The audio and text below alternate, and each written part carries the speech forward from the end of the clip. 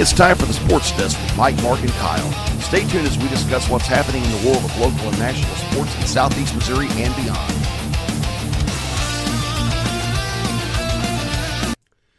And welcome back to the Sports Desk with Mike, Mark, and Kyle. I'm Mike Bueller. This is Mark Sanders. And this is Kyle Roberts. And we have got another jumping show today. We are going to be joined in a little bit by Jackson volleyballer Lauren Dorey and her head coach, Dave Mirly. Lauren's going to talk about her recent commitment to the University of Washington. That's right, we have a Southeast Missouri high school volleyball player who is planning to go play in the Big Ten in a couple of years, so that's pretty legit. We're going to talk a little bit about the Blues rookie draft that just happened recently. We're going to talk a little bit of the NFL, but we're going to also lead off with a little bit of NFL news that is not so good. We got the news, we woke up to the news Monday morning that former Titans running back Chris Johnson, who had a 2,000-yard running season back in 2009, one of the greatest running backs in Tennessee Titans history, went on Good Morning America, sat down with Michael Strahan, and told the world that he had been diagnosed last year with ALS, or as it's also known, and we knew it more back in my day, Lou Gehrig's disease, which is an absolutely brutal disease. Oh yeah, absolutely. It's it's eventually fatal, but it can work. It can work more quickly or more slowly. Pretty much everyone is familiar with the scientist Stephen Hawking. Well, Professor Hawking had ALS, and I never did watch that biopic of him, but I think he ended up in his wheelchair with the ventilator in either in his late 20s or early 30s, and then spent the rest of his life, talking through a computer, and that's how most of us encountered him. But I don't know. I'm definitely not a medical professional, but from what I understand in layman's terms of ALS, it basically gets to the point where the nerves in your body no longer function, and that includes your heart and your lungs. And for folks here in Poplar Bluff, many of you in our listening audience remember Coach Roger Patillo, who was a longtime Three Rivers College baseball coach, and his son is John David Patillo, who just recently retired as the Poplar Bluff Mules baseball coach. And of course, John David took the Hansborough boys to back-to-back state championships about 15 or so years ago. Anyway, Roger Patillo also was a contracted ALS, and I remember now I'm coming up on 31 years since my wife and I got married back in 1995, and I remember this real clearly because the morning of our wedding day, which was September 30th of 95, my church at the time, Fellowship General Baptist, was having a golf tournament, and this was at the old Poplar Bluff Country Club, which is now the location of McLean Park. Many of you may not know that used to be a golf course. So that was where we played that day, and I didn't really know Mr. Patillo that well at all, but he already had the early symptoms of ALS, so he wasn't able to play golf, and from everything that I understand, he was a really good amateur golfer, but he rode along in a golf cart that day, and that was basically the only interaction that I had with him. And he did not, choose to go the wheelchair and ventilator route. He chose to go ahead and let the disease take its course, and then he passed away a short time after that. We don't know at this point what Chris Johnson's going to do, if he's going to let the disease take its course or whether he's going to choose to live with mechanical assistance. But anytime this happens to an athlete, we remember them, being very active and vibrant and dynamic, and just the way that this disease takes all that away, it's definitely a tragedy. And Mike, I know you had interactions with Chris, that go far beyond just being a fan. You actually had some professional interactions with him, and tell us about that and your memories of Chris. I'll do that, and I'm going to be honest with you. This one's hit me pretty hard. Hold on. Not just because I'm a Titans fan, but some of my favorite memories, of being a Titans fan. I covered the team for a few years when I was sports editor at the now Delta Dunkel Democrat down in Kennett, and including Chris Johnson's first 2 years in the league. Got to interview him once or twice.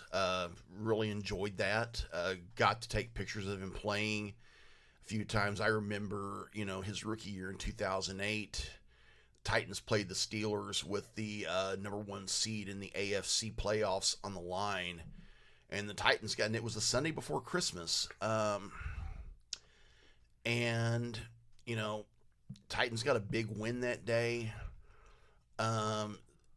Chris Johnson had a nice game. I remember getting a picture of him, shaking off or eluding Troy Polamalu on the end zone to a touchdown. And, I'll be honest with you, seeing him in the condition he's in, he's not able to talk anymore with his regular voice. He's having to use, basically a mechanical thing. When he was diagnosed last year, he recorded his voice, and now he uses his eyes to talk using an AI-generated voice. And seeing him like that, it's hit me really hard because, Chris Johnson's probably a good 10 years younger than I am. Actually more than that because I think he's going to be 41 later this year, and I'm 52. But, just seeing, one of your favorite players, somebody you've covered, and who's given you some of the better memories you have of being a fan of your team. This one has really been a gut punch.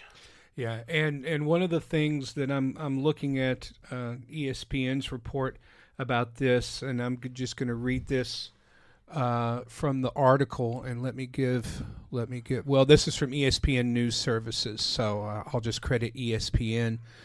With this quote, and they write this: according to scientific research by Boston University's CTE Center, the results of which were released in 2021, pro football players are 4 times more likely to develop and die from ALS than the adult male population. At the time, the center said it couldn't determine why the rate was higher for those athletes, but suggested that repetitive head impacts and traumatic brain injuries might play a role. And again, if you're talking about, Chris Johnson was a run up the middle, put your head down and fly through the defense kind of a running back. So you definitely know that high school and college and his years as a pro that his head and his brain, took a pounding in there, as it does for most professional athletes. And, despite the advances in helmet technology and the rule changes to try to protect them, there's just no getting around the fact that professional football players are going to suffer from head injuries more than probably any other athletes, and certainly more than the rest of the population. I know we have some unfortunate incidences where CTE is directly led to suicidal actions, like with Junior Seau and a few other notable players. So for those of us who are fans of the NFL, one of the things that we have to do is to continue to pressure the league to consult the best research and to use the best technology to protect these men from suffering long-term damage, and also to continue to protect them after they have retired from the game, and give them the support that they absolutely deserve.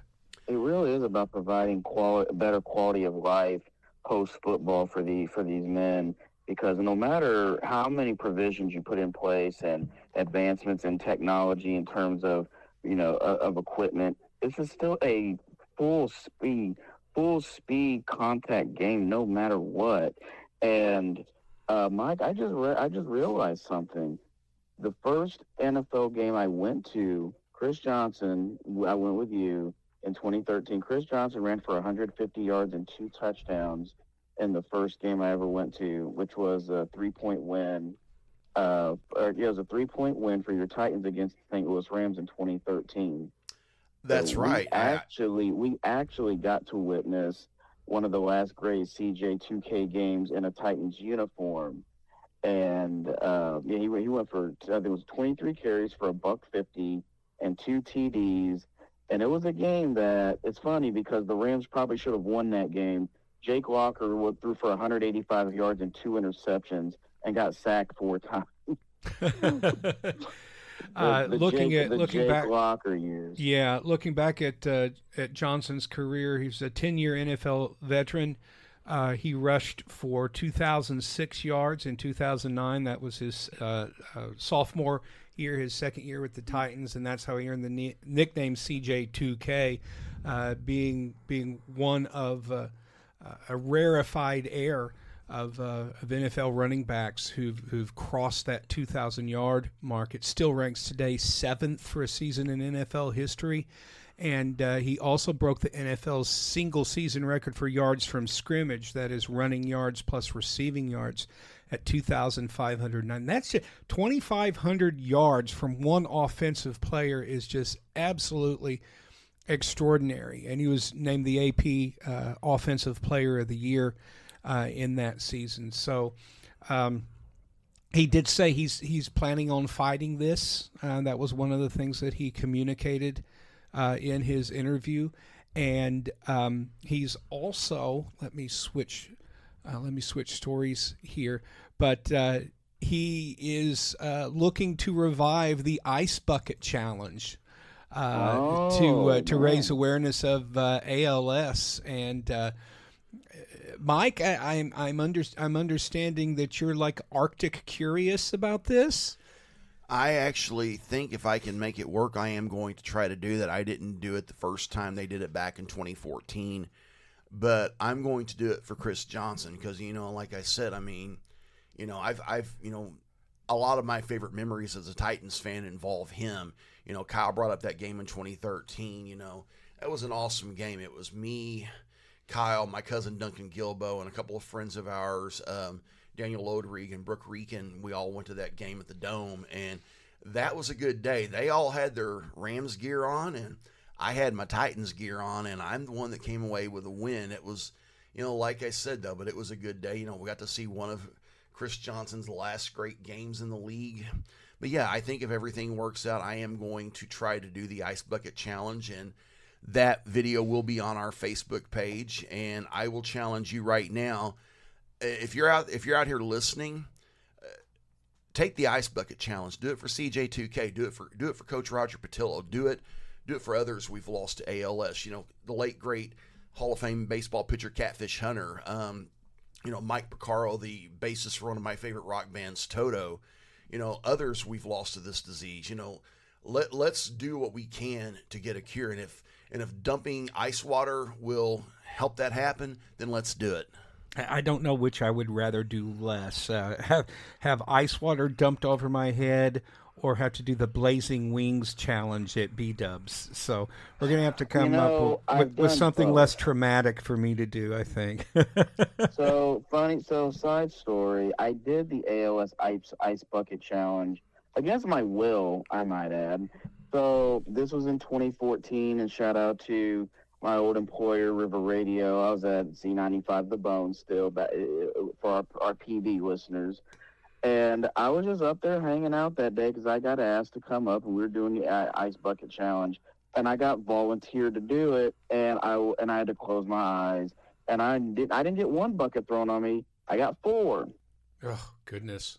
Wow. I'm like, my friends know all my music buddies. I'm like, y'all are jerks, but it was all for a great cause, of course. Now that Blazing Wing challenge was just putrid, just absolutely putrid. I don't want to be reminded of that, by the way, Sandman. Thank you, though. Well, since all reports coming out earlier this week are that Aaron Donald is seriously considering coming out of retirement to return to play for the Rams. I don't think anybody's going to feel sorry for you for any reason at this point. That's absolutely terrifying to think about Myles Garrett and Aaron Donald playing on the same defensive line. I mean, I don't know how you, assuming that Donald would come back, healthy and as capable as he was a few years ago, I don't know how you defend against that defense. I don't know how you stop both of those guys at the same time. I can't fathom it. I imagine the thought of having to scheme against those two would create the same nightmares that defensive coordinators had about scheming against LT in the 80s. Yeah, I mean, I'm just thinking, you just go 13 personnel. You just have 8 guys up there on the offensive line and just do the best that you can. Before we transition to our first break and welcome our guest to the show, we're going to look at a different kind of football here at the end of our first segment. Congratulations to the U.S. men's national team. That's right. They defeated Bosnia-Herzegovina last night in Santa Clara, California by a score of 2-0, and they advanced to the round of 16 in the World's Cup, and they will face off against the team from Belgium, which came back to defeat Senegal last night. And in their bracket, they are the winner of USA Belgium will advance to play one of these 4 teams. Portugal plays Croatia tonight at 6 p.m. Eastern. And then the afternoon game, and if you have a chance to watch this, I think this is going to be an extraordinary game. Spain against Austria, and that Spanish team is one of the favorites to win it all.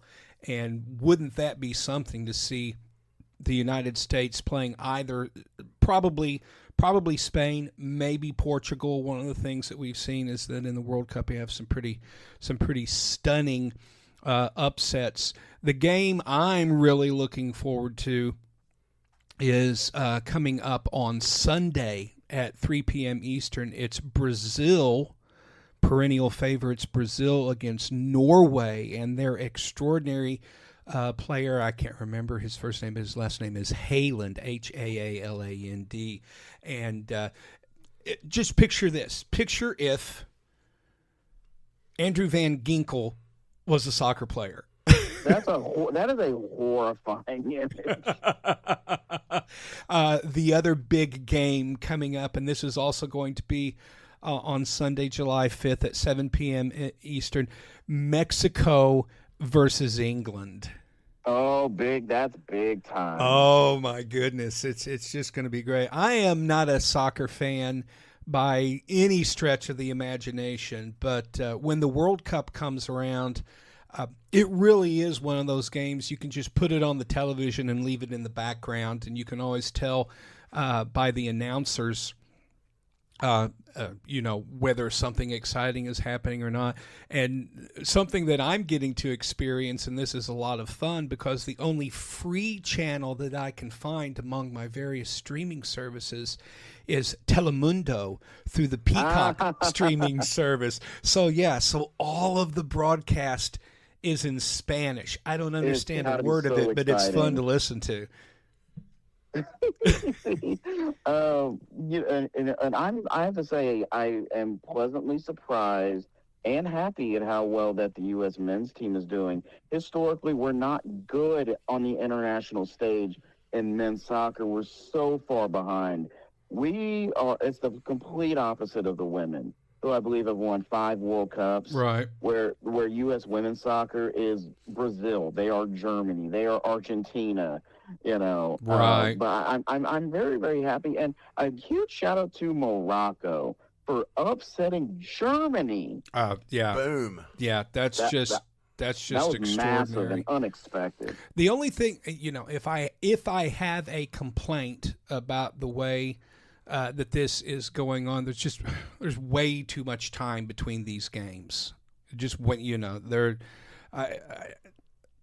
I understand, if you want to schedule it so there is a day off, but I don't think, It's not like they're playing American football. I mean, they're playing, but they're taking 3 or 4 days off in between games, and I think one day would be fine. I don't think that stretching out this. I mean, the NHL plays back-to-back nights, and there's not this much time off between their playoffs. So if that's my only complaint is like let's get these games in and move this along. We shouldn't have to wait 3 or 4 days for the next game. But it's a minor complaint. The other thing that's been fun, and anyone who's on social media has experienced this, all of the fans from the other countries who have come over to experience American culture in only the way that we can do it, and seeing a German experience Buc-ee's for the first time, or there you go, the Japanese partaking of Texas barbecue, and the hundreds of other incidences. The Scots came to Boston and literally drank the city dry. Yes. Sorry, Boston is out of beer. Scotland came to visit. It was just, I'm not exaggerating. They literally ran out of beer. It's just extraordinary. It was absolutely hilarious. Yeah, I got sent a video of a bar owner saying I couldn't sell anything else. They drank all of our European patrons drank all of our beer. We ran out. Their livers are stronger. Their beer's stronger. Keep it a buck. No, what my favorite thing was? Seeing European. I did see the Japanese. I saw a couple Japanese guys eat rack of ribs down in Houston. And the man looked like he had just seen the most beautiful woman he's ever laid his eyes on when that food just marinated. I'm like, yeah. And the thickening begins. Yeah, and this is why I love sports. This is why sports has been a passion of mine for most of my life, because sports does what hardly anything else in human life can do, and it can bring people from all kinds of backgrounds together in celebration, so kudos to the whole World Cup experience, because it's given us an opportunity to set aside all of the nasty politics and the division and all of that, and just come together and celebrate and have a good time. So let's hope that the love continues. Right. I agree, and I'm just going to say this before we go to break. It's good to see something bring us together as a country, because that's something we have been missing, but that's another story for another day. And when we come back on the sports desk, we will be joined by Jackson volleyballer Lauren Dorey and her head coach Dave Mirly here on the sports desk with Mike, Mark, and Kyle. This is Three Rivers men's basketball coach Robert Kirby, and you are listening to the sports desk with Mike, Mark, and Kyle.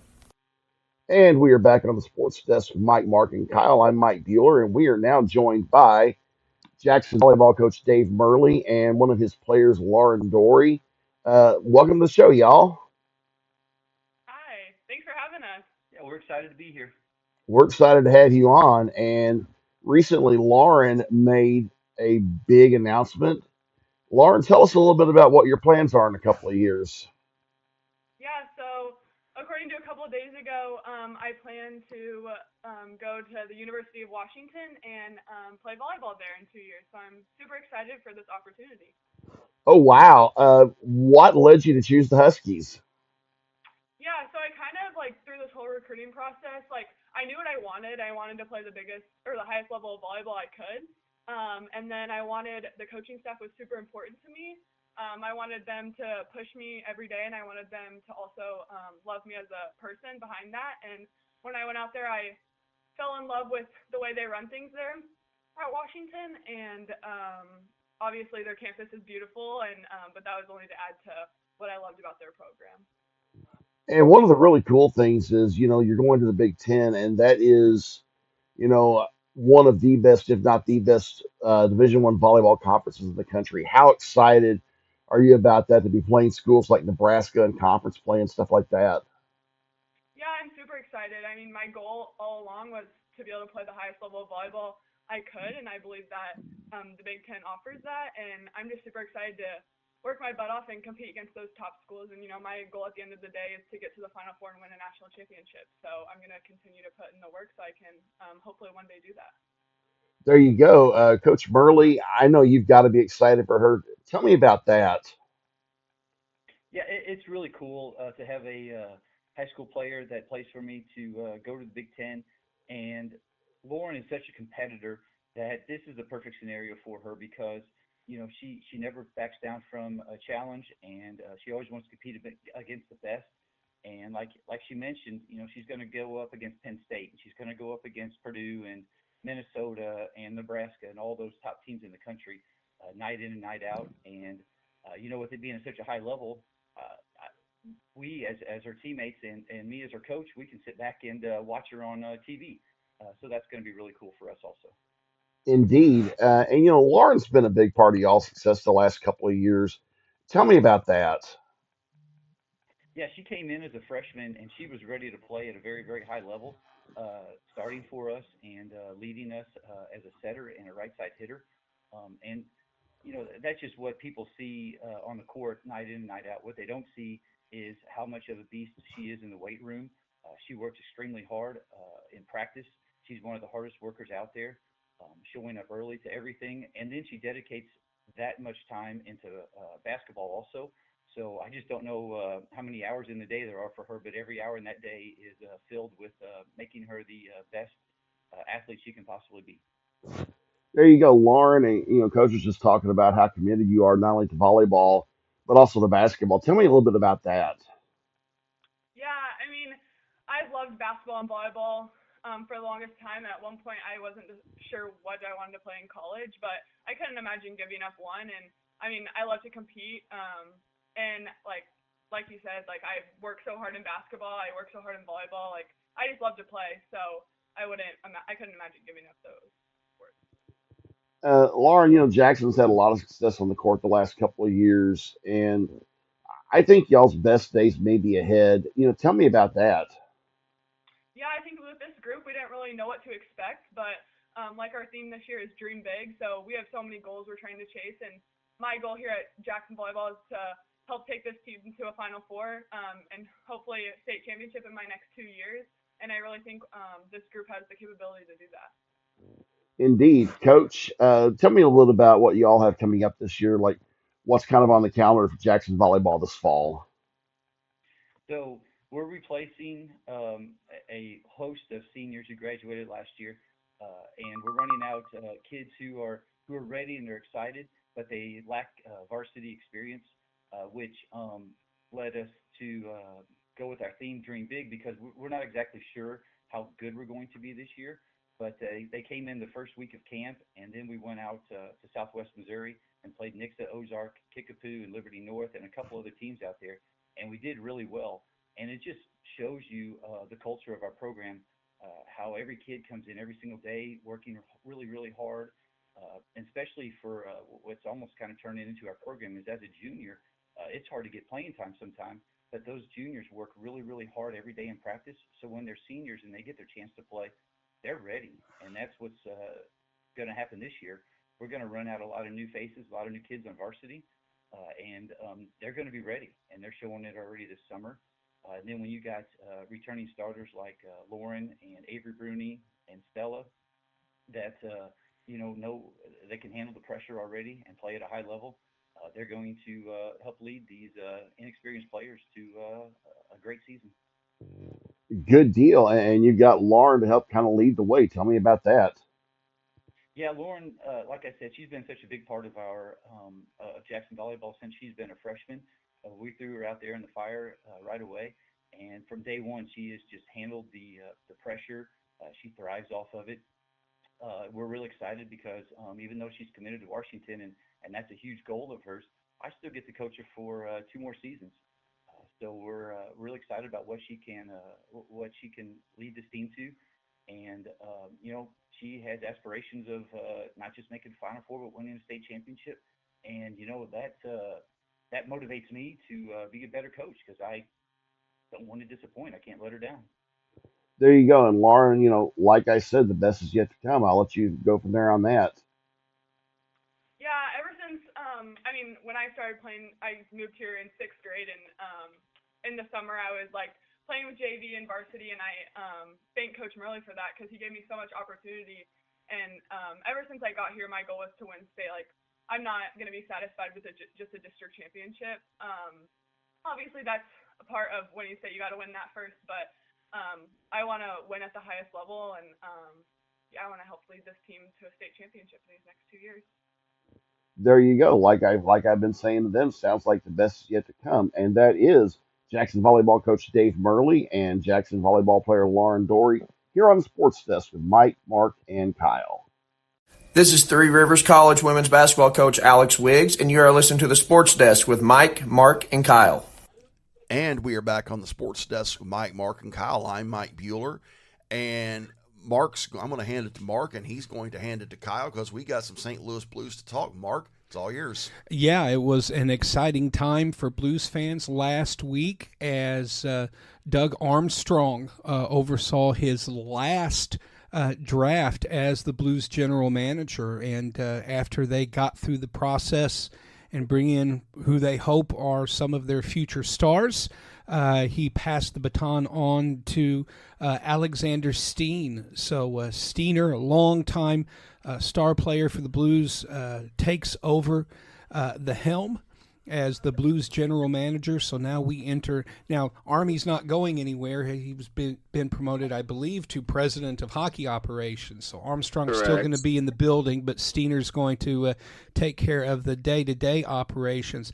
But Kyle, tell us what you thought about the Blues draft, and if any of the players that they selected are something to watch with. And they also made a big trade in trading a couple of their picks for out west for Craig McTavish. So let's start talking about that trade and then the rest of the picks. Well, the Blues had 4 first-round picks. One of them was the fourth one was acquired in the Jordan Kyrou trade to the Washington Capitals, and we flipped 2 of those for Anaheim Ducks center Mason McTavish. Oh, that's right. Sorry, I still remember Craig. Yeah. It's been 29 years since he last played, and he was the last player to play without a helmet. Oh, Lord. Yeah, but nonetheless, Mason McTavish is a former 3rd overall pick. He's only 23 years old. 45 points last season, I think, in 72 games for Anaheim. I've seen a lot of fans that are very questioning of him as a player because they saw his minus 15 last year. And for some added context, Anaheim was 29th in goals allowed last year. Nobody played defense for that team. No. But he has a high upside as a power play guy. He's a big dude, 6'1", 220. He likes to go to the net. Just one of his shortcomings is, number 1, he's not very sound defensively. Number 2, he's slow. But you need guys like that to be net foot presences, especially when you're playing against fast teams like Colorado. One way to slow them down, beat them up. And I think that was a good quality depth pickup. He can play second line center, can play some wing on the top line with a Robert Thomas. But with the Blues flipping 2 of those 4 first round draft picks, they did keep 2 of them.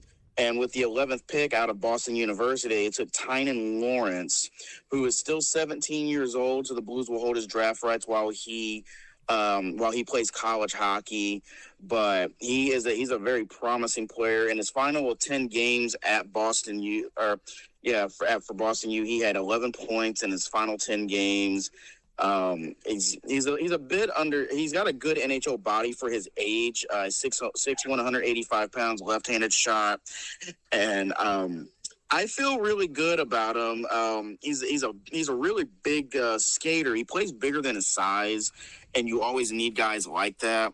So I was really, really impressed with that pick, and kept our 16th pick as well as I get his information. And let's see, At Maddox Desjardins, we took from the Quebec Ramparts of the Q League. And his dad is a former NHLer, Pierre, and he was a bit of a slow skater, but also he had a wicked heavy shot. So you can never have enough kids who can play wing that can rip it. He's similar to our first-round pick last year, Justin Carbonneau, who I'm hoping makes the roster this season. So are there any of the later round picks that really stand out to you? I would say believe it or not, because we do have pretty good stability in goal, but fourth round pick Vladimir Proskurin, a Russian goaltender. You get a lot. You can find a lot of great value in late round goaltenders because even on base knowledge, you rarely ever see teams use a first round pick on a goaltender.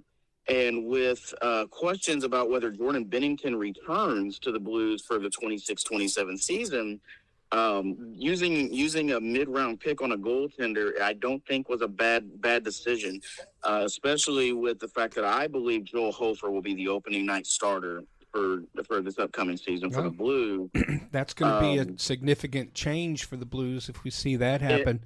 It absolutely will be, but also if you were to look at numbers and goals against average and save percentage, the Blues played a lot better with Joel Hofer in net last year. Yeah. And he was more stable. Right. Now, Bennington in the postseason we know is outstanding, but boy, he's been skittish the last couple of seasons in goal.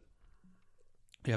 Speaking of changes, there's a huge change coming in the NBA as LeBron James notified the LA Lakers that he is taking his talents elsewhere.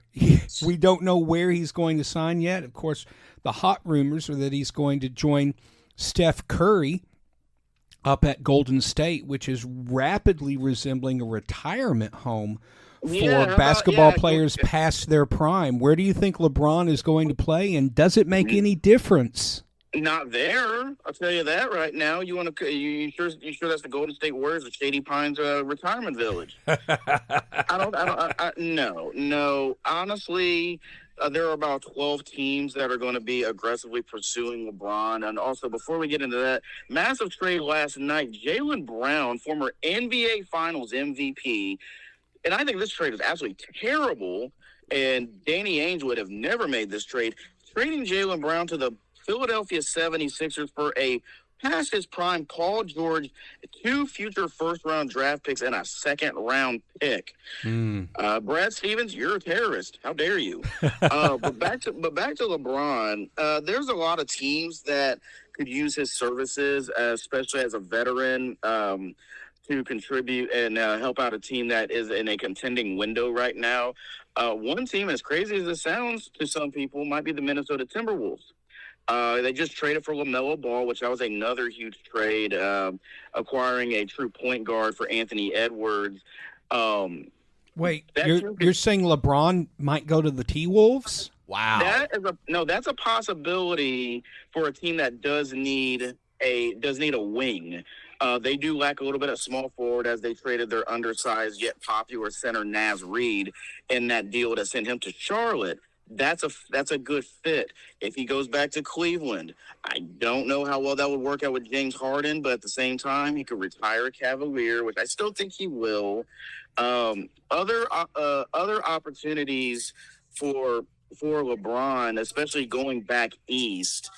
If I'm looking at rosters right now and teams who have a need, Toronto was ruled out because they just reacquired Kawhi Leonard, so he's going back to the city that he led to a championship in 2019. So I would say the Raptors are out, but they are in a contending window. The Knicks, I would say that's a no. Yeah, they don't have enough money under the cap to sign him.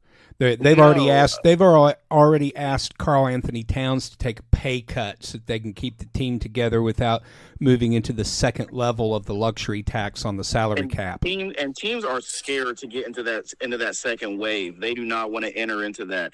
An odd one that I've been hearing about, and they just made a trade, which to me doesn't make sense. John Morant going to the Portland Trail Blazers. Portland might have something to offer because they have too many guards right now.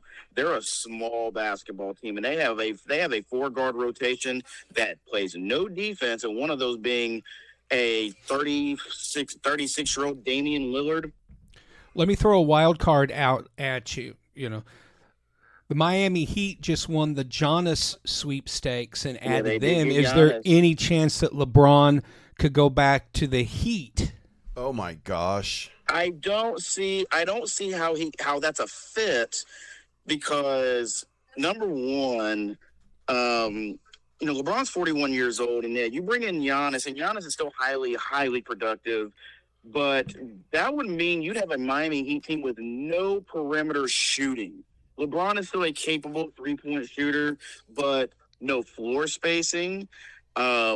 You'd be asking him to handle more point guard duties since Tyler Hero was traded in the Giannis deal. Okay. I just don't see in terms of on-court fit now that you have Giannis. He does a lot of what LeBron does, but he's younger. Okay. That makes sense. It would almost be redundant. Okay. But if he goes to Golden State, that still doesn't make them a contender. No. You're just making an old team older. Because then you'd have Curry, Kristaps Porzingis, Jimmy Butler, Draymond, and then LeBron. That's an NBA 2K15. I was about to say that is a great team 10 years ago. It is the off season, of course, except for baseball. And baseball, of course, in the middle of dog days, you're really not going to get a whole lot of action until we get into August and the heat of the pennant chase. But there's a couple of online games that I picked up from the good folks up at Purple Daily podcast on the Score North channel. And the first one we're going to run through today is the Build a Player game. You can find this at buildaplayer.com, and there's a hyphen in between each of those three words, build-a-player.com. And there are two options here. One is the classic, which is you draft current QBs, and the new feature that is available that we are going to play this morning is the all-time. You draft the greats. So I'm clicking on that, and you pick up, you spin the wheel, and it gives you at random classic quarterbacks from the history of the NFL, and you are filling 9 tendencies. The 3 physical tendencies: arm, build, and legs. The mental is vision, processing, and leadership. And skill encompasses accuracy and touch, playmaking and creativity, and pocket presence. So we're going to spin the first one, and it gives us the Philadelphia Eagles, and it gives us the option of taking Randall Cunningham. And yes, absolutely. And hold on just a second. I wonder if it gives you the leadership of Jeff George. Well, the tendency that we want to take with Cunningham is his legs, which is S tier. So that's above an A plus. So we're going to take those legs, the legs of Randall Cunningham. Oh, I love sports. I love online games like this. I play Immaculate Grid. I love Immaculate Grid. Also, shout out to the Twitter account Immaculate Ricky. It's a Twitter account devoted to how many correct answers can they get a game with just Ricky Henderson. Oh my God, that's amazing. The Packers gave us Aaron Rodgers, and here are all of his S tier qualities: arm, vision, accuracy, and pocket presence. So out of those 4, which do you think Rodgers is strongest in? Vision. Honestly. Vision. Okay, we want to take that vision. Because he's got a phenomenal arm, but there are guys with even bigger arms than him. Oh my goodness, Cam Newton for the Carolina Panthers. Body all day. Wait a minute. You're going to put Randall Cunningham's legs on Cam Newton's body? Yes, and that's Cam's S tier is the build. So jeez. Okay. Oh my goodness.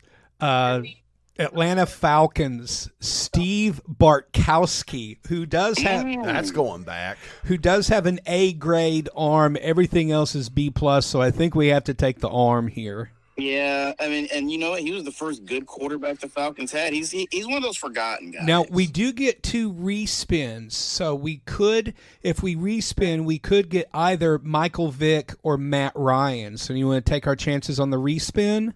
I would say respin. I think we can get a bigger arm than that. Okay, Vic. And Yep, it's get that still left-handed arm. it's still an A on the arm, so we're just gonna have to take No, that. his arm should be S. Come on, dude. All right, Houston Texans, Matt Schaub. Accuracy. You're absolutely right. Accuracy is one of his 2 A- qualities, including processing. So we'll go with accuracy and touch. For the Schaubster, Denver Broncos. Come on. Oh, no. It gave us. Did you get Jay Cutler? No, it gave us Jake the Snake, Jake Plummer. Oh, wow. Jake Plummer. He was really good in Denver. Now, I'm respinning. I want Elway. No, it gave us Peyton. It gave us Peyton Manning, who is S tier in processing. So we'll go with that. Because, when he was in Denver, he ain't have no arm. Oh, Lord. Well, this is where things, we've already used our 2 respins. So Baltimore Ravens gave us Trent Dilfer. Ooh, Yeah, now he's got 2 B+ qualities, leadership or pocket presence. So what do you think? He should get an S grade for piggybacking off of a defense. Well, but we have to take one of the 2. So is it leadership or pocket presence for Trent Dilfer? Leadership. Yeah, I agree. I think that's the best thing. He did make a Pro Bowl with the Bucs. Tampa. So, Ooh, Tampa. Jameis Winston. definitely got to. I wonder if is this decision making an F? We don't get decision made, but playmaking and creativity is a B. So that's kind of fair. Yeah, so his pocket presence was a C+, and that's all we're left with is pocket presence, and we get Detroit. Matthew Stafford, thank you. I was like, oh no, are you going to get Joey Harrington or Scott Mitchell? Or Bobby Lane. We could have gotten Bobby Lane. Yeah, well, that could have worked out too. Yeah. Hey, at least you didn't get Dan Orlovsky for pocket presence. Oh God! So we end up with an overall score of 99. Cerebral field general. So just to sum up the qualities: arm, Michael Vick, A; legs, Randall Cunningham, S; build, Cam Newton, S+; processing, Peyton Manning, also an S; Trent Dilfer for leadership at a B+; Aaron Rodgers, vision, S; Jameis Winston, playmaking, B; Matt Schaub, accuracy, A-; and pocket presence, Matthew Stafford, B+. And now we simulate the season with this Frankenstein quarterback. We spin for this year's season, and we get the Jacksonville Jaguars schedule. Jacksonville is rated a B+ in offense and an A in defense. So let's see if we can make it to the Super Bowl with our Franken quarterback. You've got to be kidding me. Okay, we just barely make it into the playoffs with an 11-6 record. So the season stats on our quarterback: 4,700 passing yards, 31 touchdowns, 6 picks, 71% completion percentage. Almost 900 yards rushing with 11 rushing TDs. But for some reason, and this is where pocket presence really hurt us, and I think where it comes into the poor record, was 33 sacks, which there's no way that this quarterback takes 33 sacks. Anyway, we're simulating. Ain't no way, because listen, if he takes off, he's trucking you. Well, we're not. It doesn't look like we're going to. Okay, so we just squeaked by the Pittsburgh Steelers 25-20 in the wild card round, and now our Jaguars team is going on the road to Kansas City, and Kansas City's coming back, and we win. We win the divisional round at Kansas City 31-26. We go up against Indianapolis, who's playing at home for the AFC Championship. And so we lose the AFC Championship on the road to Indianapolis by a score You of... lost to Danny Dimes? Look, I'm not the one who's programming this computer. So that's at buildaplayer.com, and if you're looking to waste a couple of hours of your life, you could definitely do it. The other game I want to bring up is it's called the 17-0 game, and it's a similar thing, and it can be found at the website per36.com. That's PER, and then you spell out the number 36.com. And I'm going to click on Quick Play, and this is a similar kind of thing where you select your franchise, and then you choose which team that you want to play. And in honor of Mike and Chris Johnson's unfortunate news, we're going to play as the Titans this time. So we're gonna do that, and the Titans have a pretty easy schedule. And what we do here is that we draft. The first thing we have to do is draft a player from the Titans. So I'm going to click on running back, and you can take. Sometimes there are parameters that you have to follow, but you can take players from almost any era. So I'm going to take Chris Johnson at running back. The next player The next player we get is the Jets. Who do you think we should take from the Jets? I'm thinking Darrell Reese at defensive back. Revis Island, y'all. Darrell Revis. I'm actually playing as the Titans right now myself, and I just took Eddie George at running back, and now I have to take a Jaguars quarterback. Yeah, I've got Jaguars too. Now, is the rule that the players we choose have to have been drafted by that team? No, they just have to have played for the team. Oh, okay, that makes it easy. So I can go ahead and draft Mark Brunell. Lock it in. Okay, I need let's see, who can I take? I can take a tight end, modern front seven, classic front seven, or wide receiver 1 or 2. I don't know the Jags well enough. Let's see. What position group are you wanting to take there? Could we take? Didn't Jack Del Rio play for Jacksonville early on? Yes, for their expansion years. Yes. You could take him. You go wide receiver. You could take Jimmy Smith or Keenan McCardell. Linebacker Kevin Hardy, Tony Bracken's on edge. What about tight end? Tight end, they kind of lack at tight. Oh, Mercedes Lewis. Okay, I think I did that before. That fits right in to the time frame. Okay, we've got Baltimore front seven. Obviously, we're going to take Ray Lewis. We would be foolish to take anyone but Ray Lewis from the Baltimore. Completely. Yep. Let's see. Atlanta Falcons. I'm going to take wide receiver 1. That's going to be Julio Jones. Mm-hmm. New England Patriots classic. My quarterback is classic. It's pre-1995, so I don't get. So you can take Drew Bledsoe. I don't want to take Drew Bledsoe. Let's see. I'm going to take. Drew Bledsoe is the puffy shirt of New England Patriots quarterbacks. I'm taking Randy Moss for my wide receiver 2 from New England. Naturally. From New England. Buffalo Bills. Let's see. I need a modern front seven. I definitely don't want to take classic quarterback. I could take Jim Kelly. Jim Kelly, yeah. And that leaves me with the front seven from Seattle. Who's their best defensive lineman? Cortez Kennedy. From 2010? Oh, well, shoot, no. No. Let me think. 2010 and up. Cliff Averill was really good for them. Who was their monster last season? Leonard, no, they had Leonard Williams, but I don't. Leonard Williams. It's Leonard Williams. That's who I wanted. Yeah.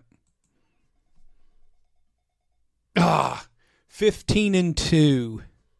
15-2. That ain't bad. Came close, but I can see how easily addictive this is. Oh, and yeah, absolutely. Another And one I love, by the way, is called Go 82 and 0, and you put together the best possible NBA team you can. mm-hmm. It's a lot of fun. I pulled that one up real quick. Can your all-time NBA roster go undefeated? So we'll just do a classic one real quick, and you spin. And so I'll spin here, and you get your 5 spots. So I have to choose from any 90s Atlanta Hawk, and it gives you the number. So I naturally will go ahead and take Dominique, and he'll play small forward. Next one, we land on 2000s Cleveland Cavaliers. Obviously LeBron, and he can play any. And the thing is, he's listed at all 5 positions. He can play anywhere. But I'm going to make him my point guard. So imagine LeBron throwing lobs to Dominique Wilkins. And landed on 2010's Warriors. Oh, this team's going to be disgusting. We got Steph Curry at the 2. Yeah. So we have power forward and center. So we have the 60s Sacramento Kings, which I believe they were the Rochester Royals at that time. Wow. I'm going to take Hall of Famer Jerry Lucas, 19 points, 19 rebounds per game. And our last spot for center will be the modern Houston Rockets, which will give me Christian Wood. And Can you take Hakeem? Can you take Hakeem? No, this is the 2020's Houston Rockets. It gives you a team and a decade. My team goes 70-12 with a lineup of 2000 LeBron, who averages 27, 7, and 6 assists. Steph Curry, 23.6 assists. Dominique, 27, 7 rebounds. Jerry Lucas, 19 points, 19 rebounds. And Christian Wood, 19 points, 8 rebounds. This team averages 117 points per game.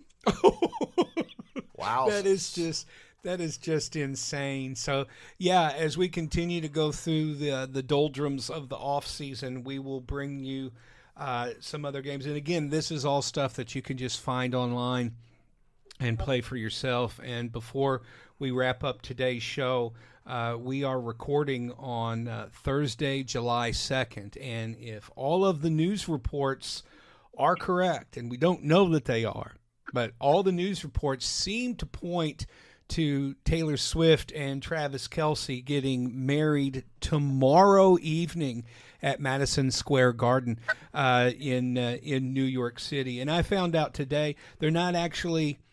And again, these are just reports, and this could all be a psych. This whole thing could just be a fake out. They could be getting, married in, some other place. But anyway, if the reports are true, and I've never been to New York City, much less Madison Square Garden. When you think of the Garden, of course, you think of the basketball arena and the hockey arena. But actually, there's a smaller theater inside MSG. And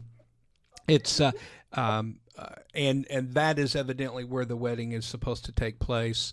So I say all that just to say, I've been a fan of Taylor Swift ever since my daughter introduced me to her Fearless CD, and definitely a fan of the Kansas City Chiefs and of Travis Kelce. So just coming from me, so I can put this out on the air, along with millions of people all around the world, offering them my congratulations and best wishes for a happy life together. And they say that money can't buy happiness, but when you have $1 billion, you can buy just about everything else.